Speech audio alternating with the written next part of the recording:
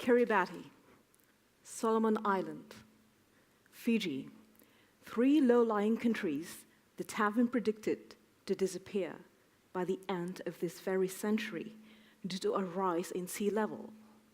The culprit, carbon dioxide, this gas which absorbs and traps heat in the Earth's atmosphere, causing the global temperature to rise, hence a rise in sea level due to thermal expansion of the oceans and the melting of polar ice caps.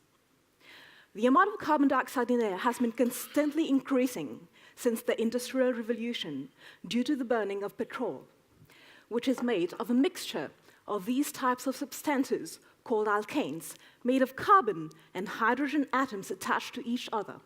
And when we burn petrol, these carbon and hydrogen atoms detach from each other, combine with oxygen in air to form water and carbon dioxide, which move off into the atmosphere. Now imagine that we can take back these carbon dioxide molecules, put them back together with water to get back our alkane. Plants have been doing a process similar to this for millions of years, photosynthesis, by which they combine carbon dioxide and water to produce their food, glucose. Today, we can also do it in a single-step reaction called alkane reverse synthesis. This reaction does not even require a large amount of energy. It takes place in the presence of light and heat that can both be concentrated from the sun and a photocatalyst, which helps the reaction take place. And what makes this reaction even more interesting as a fuel alternative for our vehicles is that it is producing the same fuel that our vehicles are using today.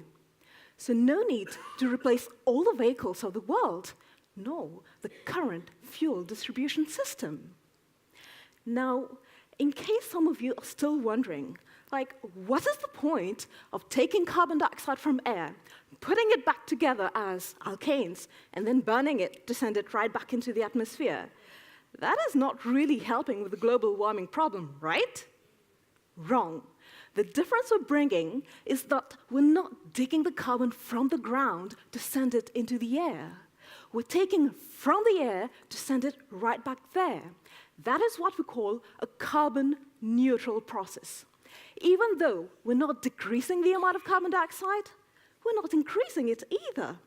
So that would definitely put a brake on the global warming problem.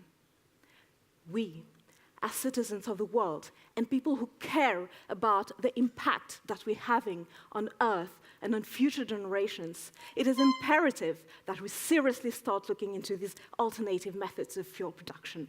Thank you.